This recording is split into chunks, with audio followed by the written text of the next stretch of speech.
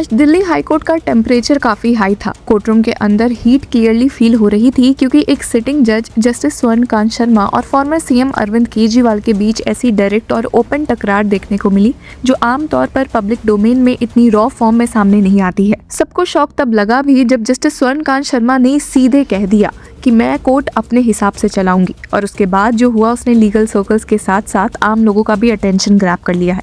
तो चलिए step by step समझते हैं कि हियरिंग में एग्जैक्टली क्या अनफोल्ड हुआ है। Hello law lovers and justice seekers, welcome to Law Chakra. हम आपके लिए लेकर आए हैं कुछ बहुत ही exclusive. Introducing Law Chakra prime membership, जो आपको देगा exclusive access like never before. बनिए लॉ चक्रा की प्राइम मेंबर और अनलॉक कीजिए full potential of legal knowledge. अभी ज्वाइन कीजिए। ये पूरा मैटर एक रिक्यूजल प्ली से स्टार्ट होता है जो फॉर्मर दिल्ली सीएम अरविंद केजरीवाल ने फाइल किया है।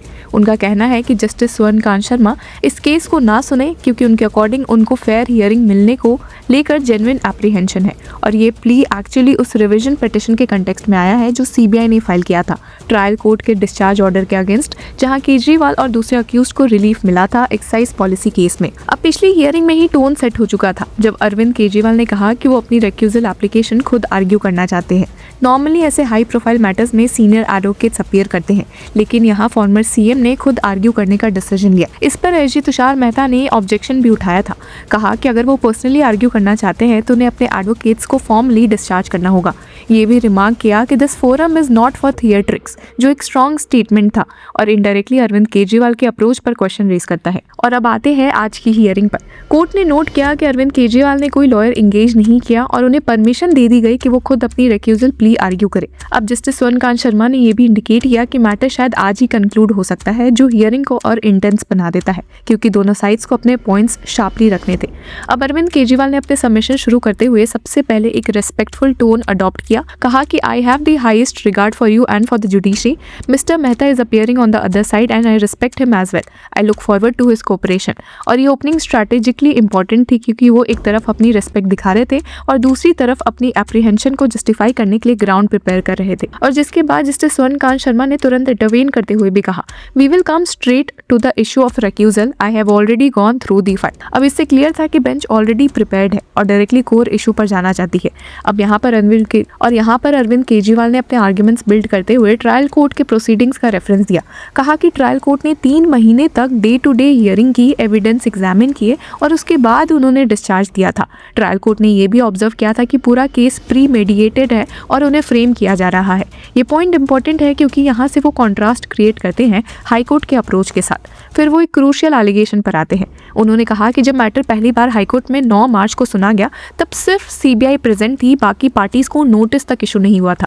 इसके बावजूद एक एक्स पार्टी ऑर्डर पास हो गया जिसमें ट्रायल कोर्ट के ऑर्डर को प्राइमा फसाई इनकरेक्ट कहा गया, और वो भी सिर्फ लगभग 5 मिनट की हियरिंग के बाद। ये उनका सेंट्रल ग्रीवांस है जहां से उनकी एप्रीहेंशन ओरिजिनेट होती है। जिसके बाद उन्होंने कहा कि when this order was passed I was deeply shaken. I began to question whether the court was biased and whether I would receive justice here. और ये एक डायरेक्ट इमोशनल एडमिशन था जो उनकी प्ली का कोर है। इसके बाद उन्होंने अपने आर्ग्यूमेंट्स को लीगली सपोर्ट करने के लिए सुप्रीम कोर्ट के जजमेंट्स का सहारा लिया। उन्होंने एक्सप्लेन किया कि रिक्यूजल का प्रिंसिपल सिंपल है, इशू जज की इंटीग्रिटी का नहीं होता बल्कि पार्टी के माइंड में जो रीजनेबल एप्रीहेंशन है उसका होता है। उन्होंने एक और केस का रेफरेंस दिया जहां सिमिलर सिचुएशन में मैटर ट्रांसफर हुआ था और उसके बाद जजमेंट एक पर्टिकुलर डायरेक्शन में आया। उन्होंने हिंदी में भी अपनी दलीलें रखी। कहा कि the law is straightforward, the question is whether I genuinely harbour a real serious and justified apprehension that this petition will not receive an impartial hearing. I am presenting my 10 grounds. इस line से वो clear कर रहे थे कि वो अपनी plea को स्ट्रक्चर्ड मैनर में प्रेजेंट कर रहे हैं मल्टीपल ग्राउंड्स के बेसिस पर। और फिर उन्होंने सुप्रीम कोर्ट जजमेंट का भी रेफरेंस दिया जहां कहा गया था कि पहले के हार्श रिमार्क्स भी एक रीजनेबल एप्रीहेंशन क्रिएट कर सकते हैं। इसके बाद वो अपने केस के स्पेसिफिक फैक्ट्स पर आते हैं और कहते हैं कि इस कोर्ट के सामने पहले भी 5 मैटर्स आ चुके हैं, इंक्लूडिंग उनका अरेस्ट मैटर और दूसरे को अक्यूज्ड की बेल एप्लीकेशन। उनका एलिगेशन ये था कि उन सब मैटर्स में जो ऑब्जर्वेशन कोर्ट ने किया वो ऑलमोस्ट फाइनल कंक्लूजन जैसे थे। There was no need for the court to give its final decision on those matters. Yet it seems that in just 2 hearings, final conclusions were drawn on many issues. और ये एक serious allegation है क्योंकि ये judicial conduct के nature पर question raise करता है, एटलीस्ट परसेप्शन के लेवल पर। उन्होंने स्पेसिफिकली एक जजमेंट का भी रेफरेंस दिया जहां उनके अरेस्ट को अपहोल्ड किया गया था और ये कंक्लूड किया गया था कि अलेज्ड अमाउंट गोवा इलेक्शंस में यूज हुए। साथ ही उन्होंने ईडी और सीबीआई के अप्रोच पर भी सवाल उठाया, पर्टिकुलरली अप्रूवर्स के ट्रीटमेंट को लेकर। कहा कि पहले अरेस्ट, फिर बार्गेनिंग और फिर नाम लेना, और इस पर कोर्ट के फाइंडिंग्स भी आ चुके हैं जिससे उन्हें ऑलमोस्ट गिल्टी डिक्लेयर कर दिया गया है। इस पर जस्टिस स्वर्णकांत शर्मा ने इंटरवीन करते हुए कहा कि I don't want to comment on that, और ये एक रिस्ट्रेन्ड रिस्पॉन्स था, लेकिन उसके बाद भी टेंशन क्लियरली विजिबल था। अब यहाँ पर अरविंद केजरीवाल ने फिर ट्रायल कोर्ट के फाइंडिंग्स को हाईलाइट किया, जहाँ कहा गया था कि ना करप्शन था, ना किकबैक्स, ना ब्राइबरी और गोवा को कोई पैसे रूट नहीं हुए। वो एसेंशियली ये दिखा रहे थे कि ट्रायल कोर्ट और हाई कोर्ट के ऑब्जर्वेशंस में स्टार्क कॉन्ट्रास्ट है। अब यहीं पर बेंच ने एक पॉइंटेड क्वेश्चन भी उनसे पूछा कि what exactly is your submission, because I have already held the trials court view to be incorrect. अब ये रिमार्क क्रूशियल है क्योंकि इससे क्लियर होता है कि बेंच अपने अर्लियर प्राइमा फसाई व्यू पर स्टैंड कर रही है और अरविंद केजरीवाल से क्लैरिटी डिमांड कर रही है कि उनका एग्जैक्ट लीगल सबमिशन क्या है। और यहीं पर अरविंद केजरीवाल ने जवाब दिया कि वो अभी और पॉइंट्स रखेंगे, कि मैं अभी और पॉइंट्स रखूंगा। हालांकि यहीं से माहौल खराब हो गया जब जस्टिस स्वर्णकांत शर्मा ने क्लियर कर दिया कि आपने 3 पॉइंट दे दिए, आपको नहीं पता कोर्ट कैसे चलता है, मैं कोर्ट अपने हिसाब से चलाऊंगी। ये स्टेटमेंट इंस्टेंटली हाईलाइट बन गया क्योंकि ये कोर्ट रूम डायनामिक्स को ओपनली रिफ्लेक्ट करता है और ये मोमेंट एक तरह से 2 नैरेटिव्स को सामने लाता है। एक तरफ फॉर्मर सीएम अरविंद केजरीवाल का स्टैंड है कि उन्हें फेयर हियरिंग को लेकर एप्रीहेंशन है बेस्ड ऑन पास्ट ऑब्जर्वेशंस और प्रोसीजरल इश्यूज। दूसरी तरफ कोर्ट का स्टैंड है कि प्रोसीडिंग्स का कंट्रोल बेंच के पास है और आर्ग्यूमेंट स्ट्रक्चर्ड और रेलेवेंट होने चाहिए। अब सीबीआई ने अपनी तरफ से पहले ही एफिडेविट में क्लियर स्टैंड लिया था कि सिर्फ किसी लीगल सेमिनार अटेंड करना रिक्यूजल का ग्राउंड नहीं हो सकता, स्पेशली जब सेमिनार का टॉपिक पॉलिटिकल नहीं था।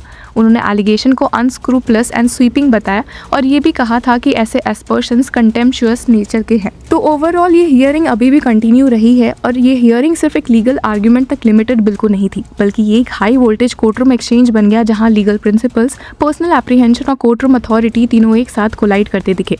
अब सबकी नज़र इस बात पर है कि कोर्ट इस रिक्यूजल प्ली पर क्या फाइनल डिसीजन देता है, क्योंकि ये डिसीजन ना सिर्फ इस केस के फ्यूचर को अफेक्ट करेगा बल्कि जुडिशियल रिक्यूजल के प्रिंसिपल्स पर भी एक इंपॉर्टेंट प्रेसिडेंट सेट करेगा। तो व्यूअर्स, इस हियरिंग में आगे क्या हुआ है, वापस से कैसे फॉर्मर सीएम अरविंद केजरीवाल और जस्टिस स्वर्णकांत शर्मा के बीच बहसा बहसी देखने को मिली है। तो चलिए इस न्यूज़ से जुड़े रहने के लिए की फॉलोइंग लॉ चक्र।